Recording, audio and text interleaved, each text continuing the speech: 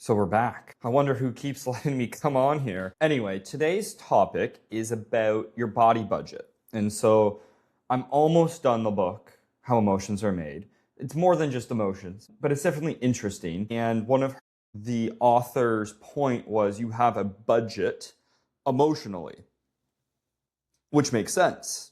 And she was talking about how when you're not sleeping and you're not eating good, and maybe you're not taking care of your body, obviously, emotionally, you only have so much that you can give. And I'm like, okay, that's a really good analogy. It's a budget. And a lot of people understand a budget. So most people assume that there's a financial budget, that that's all they need to worry about. And even then, they probably don't budget the best. In this economy, I'm like, okay, when I get back from this trip, I'm definitely going to have to budget and really pay attention to spending. Not that I'm spending a lot here, it's just to match the income, which it's not going up, but the cost of living is going up. And that's one of the problems, which I'm sure you're well aware if you're 95% of the population, just in general, right? And so budgeting is important. And so if you save more money, then you have a bigger budget. If you save more of your health, you have a bigger budget. You can handle more. And I think that's an interesting way to put it. There's an energy budget, which you can think of as calories. You have a sleep budget. You have a stress budget. And so that's basically what we're going to talk about is the body budget. And it is all interconnected for the most part. Every single day, your actions either deposit or withdraw from that budget.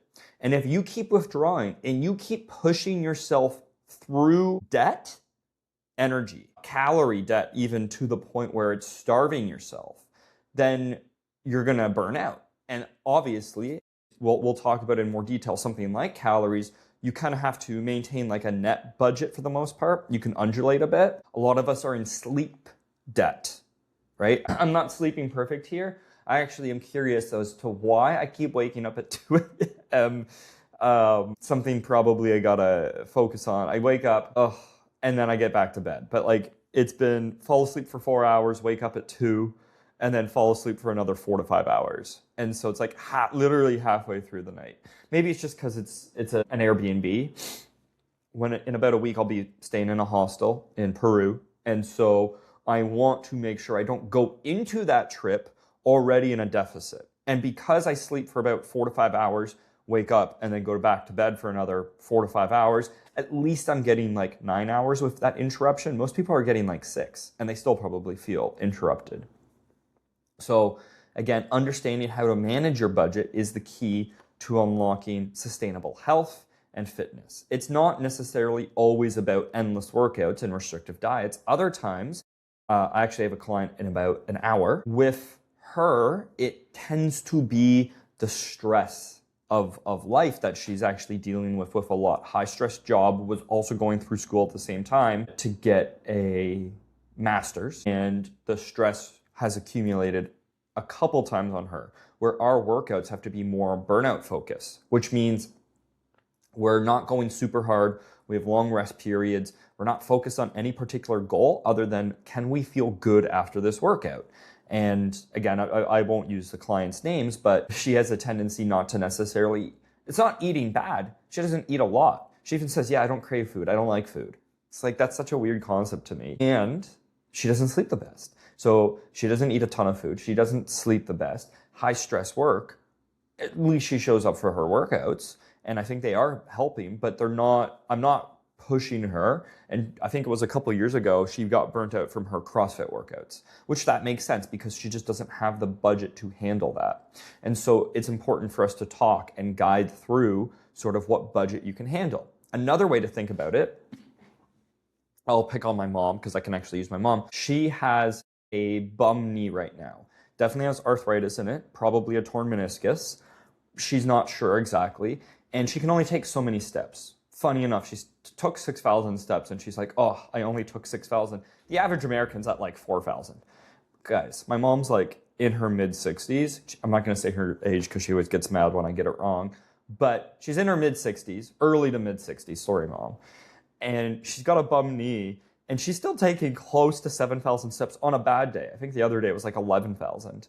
And so I just think that that's insane. But like, it is budgeting steps when you're dealing with something like that. Again, I have another friend and they have both their knees, probably at least patellofemoral syndrome, but decent inflammation. And they're like, oh yeah, and I took 19,000 steps. It's like, yeah, no wonder your knees are sore. Like, you have to budget it. And so you can also think of it as a pitch count. So if you're familiar with baseball, when a baseball player gets hurt, specifically with their arm, but just in general, they go through a rehab process. Then when they come back to sports, there's a pitch count. The standard is 100 pitches. It's somewhat of an arbitrary number because it can be a little less, it can be a little bit more. And it's to maintain health of their shoulder, their elbow, their body, because baseball's a long season. And then there are going to be exceptions that when they get closer to the end of the season, they start emptying the tank and they pitch once every 5 days. Nearing the end of the season into playoffs, they pitch once every 4 days, once every 3 days, and it's because you're the best pitcher. Well, if you've had an injury, your pitch count might be 40, and then the next week it might be 50. How did that feel? Okay, cool, let's bump it up to 55, 60. And that's actually how they might approach. Okay, you're getting back into the actual game now, let's go to 70 today. No matter how you're doing, we're gonna stick to 70.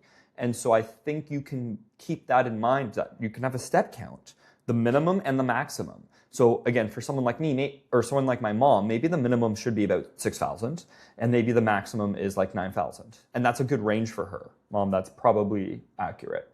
And it has to be based off of how she feels. And you got to keep in mind, if it's spread throughout the day, that's much different than all at once. Again, just like baseball, you can't throw 100 pitches all in one inning. You would suffer because you get rest in between. You can think the same thing about workouts. What's your total for the week? What's your total for the day? And is it spread out? Is it all at once? So the client that has had that high level of stress, I convinced her, hey, let's do 2 half hours a week so it's more spread out for multiple reasons. You're not working right now. You have the flexibility in it. You'll probably recover better from it. And I don't need to, it's a frequency thing. She likes it better, especially right now. When she goes back to work, it might not work that way just because of her schedule. Then we may have to just do one hour. And I think you have to listen to your body signals, right? Your body provides constant feedback, right? Are you a little extra sore than normal? Are you a little extra tired? Are you a little extra irritable, right? Then you're probably on a low balance alert. Maybe you're not eating enough. Maybe you're not sleeping enough. Maybe you're expending too much energy, whether it's through your workouts, your everyday life. And if you're not recovering from that, then that is obviously going to hinder. And you just slowly build up the debt. It's not like usually an overnight thing. Sleep, you can usually tell from an overnight. It's the constant lack of sleep. So you might be at a night of 4 hours of sleep, you'd feel it. If I got 7 hours of sleep, I probably would feel fine the next day. If I did that for 3 or 4 days in a row, I actually know I would feel it because I'm so used to trying to get close to 8. 3 days in a row, that's the same, realistically, of getting 7, of getting 1 night of 5 and doing 8. We just don't think about it that way. But a lot of people are always a little under their sleep amount. Now they say aim for 7 to 8 hours. You should probably aim for 8 to 9, knowing that you're going to wake up in the middle of the night, which is what at least I do. And it makes that world of difference. Again, sleep is one of the most important things to balance your budget. You can get away with overtraining a little bit if you're sleeping phenomenal, right? You can get away with working really hard during the day if you're sleeping phenomenal, but it's a non-negotiable. And it's really hard to get away with pushing yourself to the limit without that recovery. It will catch up to you. And sometimes people say, I'll sleep when I'm dead. You're going to die earlier. That's what the studies show. And then you can see your training as well. You can work out intense, but you're going to have to focus more on recovery then. And if you're not sleeping great, your recovery is going to hinder. So you might not be able to work out as frequent. That's one of the nice things about being on this trip is my stress is a lot lower. I joke with some of my friends that I get less gray hairs when I travel because I'm not nearly as stressed. And so even though it doesn't feel productive, I can recharge my battery so much more. I'm definitely working out every day. I'm working out more intense when I go, and I have a different split because I'm going every single day. I'm either doing upper or lower pretty much, and I'm just alternating between the two. Yeah, that might mean I do legs 2 to 3 times in a week. That's okay. Versus when I'm back home, usually it's a little bit more full body because I'm probably getting to the gym closer to 5 days a week because there's going to be the odd day I just don't have that time. And for 5 days, I still think I can manage with full body, but it's a different split, not a traditional full body. And so now that I haven't missed a gym day since getting here. And yeah, that's like 28 days in a row. But again, I'm also actually eating a lot more consistent that I'm here versus back home, it might be twice a day. And so you start to feel those things. Now, let's talk about calories and fuel. Sometimes for someone like me, it's making sure I actually eat enough calories and eat enough protein, eat enough micronutrients, and eat enough fiber. And I want to hit those budgets consistently. Not everything always carries over. Calories can carry over, protein doesn't necessarily, fiber doesn't necessarily. Certain micronutrients don't either. Vitamin C, you pee it out, for example. Vitamin D, you actually have it continue because it's fat soluble. And obviously, sunlight is also vitamin D, so I've been getting lots of that. A lot of people are financially illiterate when it comes to calories. There's a lot of false information on how many calories you need to eat per day. It's definitely an average, and not many people are near that average. Some people are going to be significantly lower, and some people are going to be significantly higher. If you're not working out regularly, you probably actually are a lower calorie expenditure than what you realize. And your body actually adjusts calorie expenditure.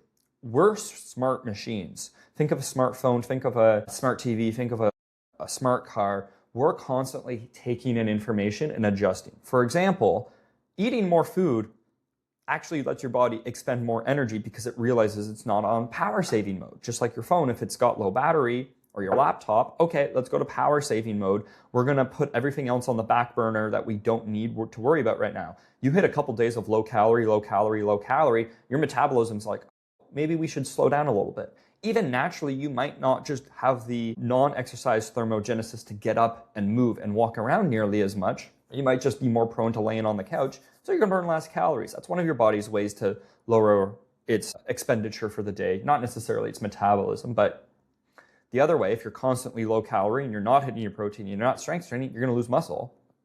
Why? The body needs to pare down muscle because muscle is an expensive tissue. You're not using it, we don't have the calories to support it, can't do it. Even your brain uses like 25% of the calories that you eat per day, and maybe you're gonna feel a little sluggish and brain foggy if you're not eating quite enough. Your body, yes, does tap into fat storages, fasting, but in the long term, it's like, okay, let's just down-regulate everything, just a smidgen. Brain usually not as much, but again, that's where you might feel like, okay, I'm not eating enough. Just like balancing the budget, you can have a couple days a little lower, a couple days a little higher, a couple days a little lower, a couple days a little higher. Funny enough, that's actually fairly natural. And if you are strength training, on days you go just a little bit above your calorie budget, all of those extra calories probably get partitioned to repairing muscle, building muscle. They're not going to get stored as fat because it's like, ooh, we have these extra calories, we have this job to do. Without strength training, even if you're just doing endurance, it's like, ooh, we have these extra calories. Okay, well, we're just going to store it as extra fuel. The next day, okay, we're a little under, let's use that fuel. Versus, ooh, we're a little under, we're still strength training. Okay, we can't use this muscle, or we have to keep this muscle, so we do need to tap into fat. And that's why strength training burns more fat, because when you're in a deficit, you have to burn the fat. Again, you're doing cardio training exclusively, and you're not strength training. Oh, you're in a deficit? Okay, well, we don't necessarily need this muscle, and we are in power saving mode, so we do need to keep on to fat. So again, that's where calorie budgeting and learning to apply strength training to it lets you dictate whether you tap into fat or muscle. It's more complicated than that, but that's kind of the easiest analogy. On top of that, right, someone like me, if I want to build muscle, I constantly should be in a surplus. If I'm surplus, deficit, depending on how much of a deficit, I might not actually gain that much weight. It's hard for me to gain weight. A lot of people find that funny, but I'm trying to gain muscle, guys. Come on. I'm a trainer. I want to look like I lift. It's just really hard. So maybe I have to lean into just being a leaner version of myself, which is fine too. I probably can go into that. Protein. You have to hit your protein regularly, and it doesn't necessarily carry over into the next day. So we constantly want to hit the minimum, and the minimum would be 0.6 grams per pound of body weight. The maximum is like 1. Some people argue, well, you could just constantly hit 0.6. Most people are going to undereat it anyway. We have to take into human psychology. Eat the rainbow. So that's a really simple way for you to think about getting your micronutrients. Each color can represent a fruit or vegetable, and generally speaking, different colors will have different varieties of vitamins, minerals, antioxidants. So that way you don't get stuck on the same thing. You can kind of cycle around. I'll give you my favorite stack of vegetables. If I'm going to pick 3, these tend to be the that I will go to the most regular. Yes, you can eat more.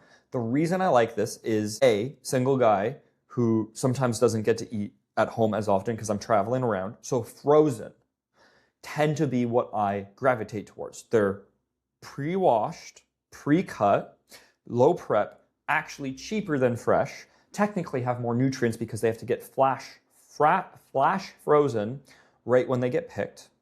And it doesn't go to waste. It's so much easier for someone like me. So I'll try to always keep on stock frozen Brussels sprouts. There's my green. Frozen butternut squash. There's my orange. And then beets, frozen beets. So there's my kind of purple, red area.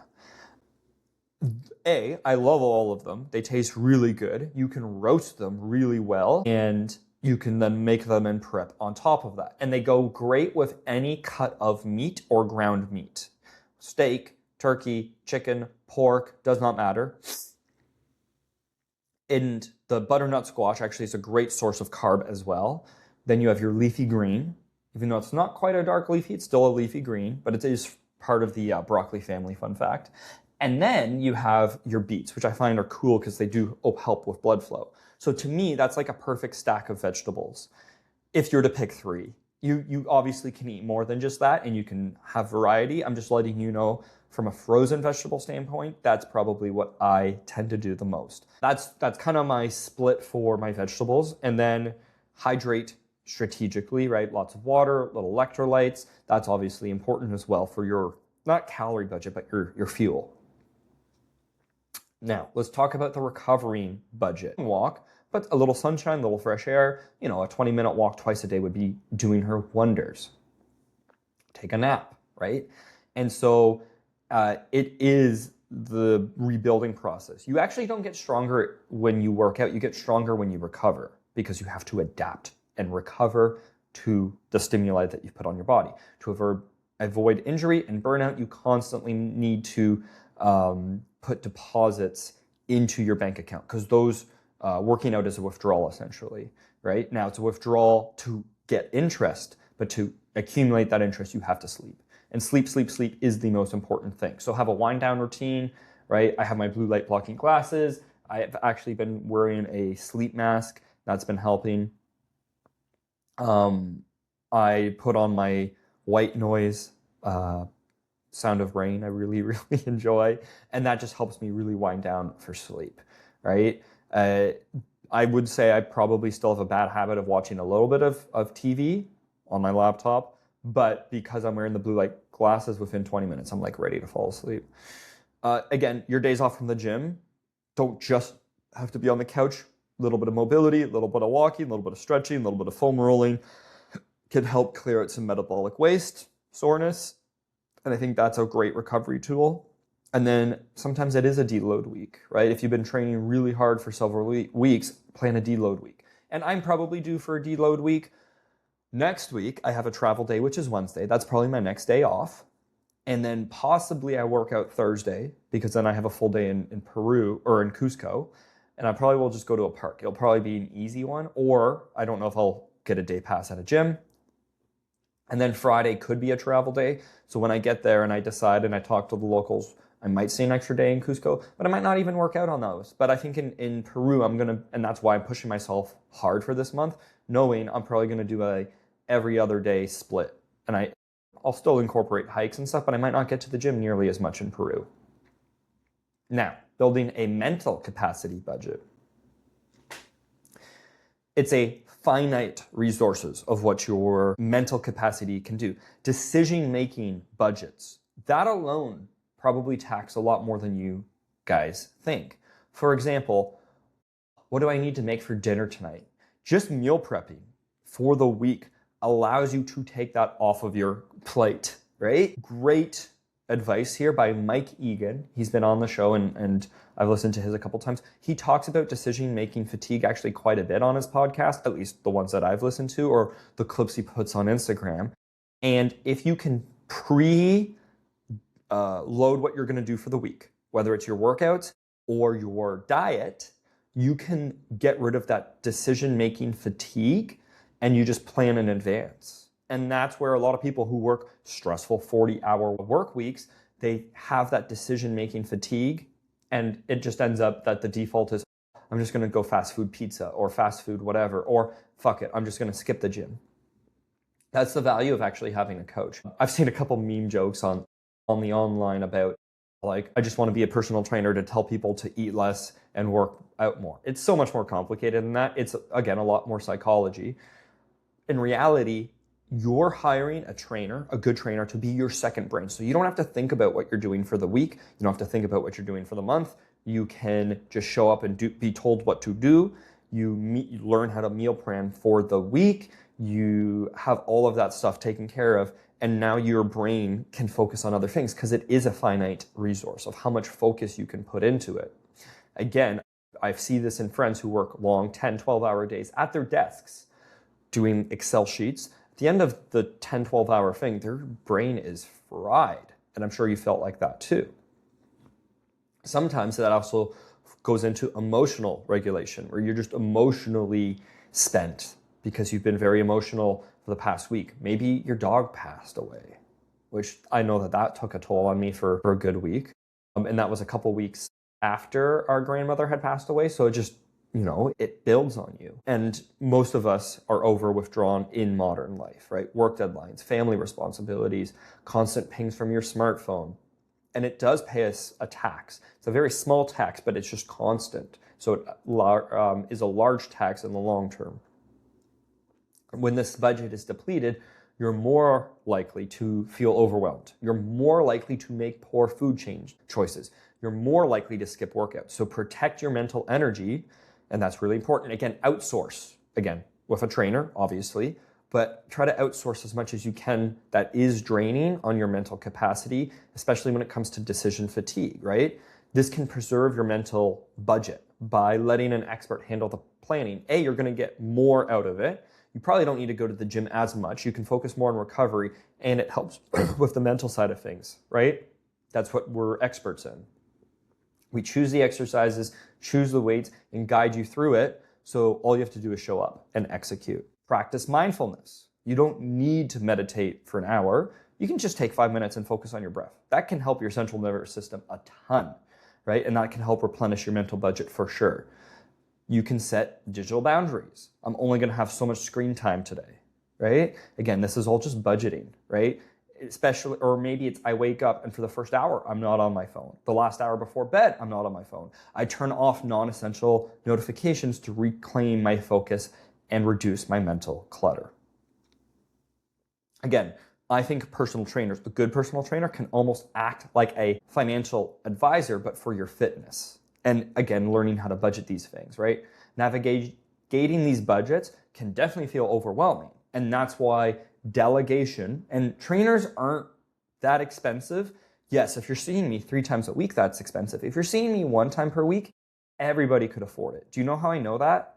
The old boomer $5 a day for a coffee analogy where, you could save $5 a day if you didn't spend that money on Starbucks. You could afford a trainer if you didn't spend $5 a day on Starbucks, because 30 days in a month is $150. And that's roughly what I charge just for programming with a little bit of check-ins.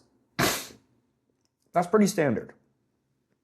And so for a good trainer, some trainers I know are cheaper. I don't think that they are great because I just see what they post on social media. They're still probably better than nothing. And sometimes people do need that accountability. We live in a world where, people are going to spend $100, $200 a month on accountability. But hey, if that's what works for them, that's what works. Right? We help you assess your budget, identify where you're overspending, identify where we can help with that, create a balanced plan, right? Your training, withdrawals, is matched with your nutrition and recovery.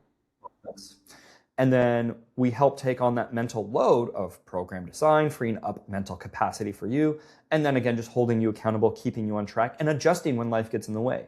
Again, I have that client in about a half hour. I don't know if you heard that doo-doo sound on my computer reminding me, but that is something where I'm really making sure that we're not overdoing it with the gym with her. So your mental well-being is a very important asset. And if you adapt the body budget, right, mental, physical, emotional, shifting from physical punishment with your workouts to more of a recruitment, recovery style, then you can just start today. Make small deposits into your account. Maybe it's 10-minute walk at lunch, right? Maybe it's adding a serving of fruits or vegetables to your dinner or breakfast. Maybe turning off your phone an hour before bed. And these small, consistent investments compound over time, right? And you want to build that foundation of health, energy, youthfulness, right? Fountain of youth, and it pays dividends for years to come.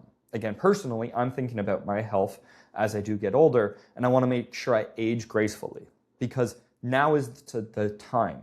10 years ago, it was the time. 15 years ago, it was the time. Thank God I've been working out for 18 years.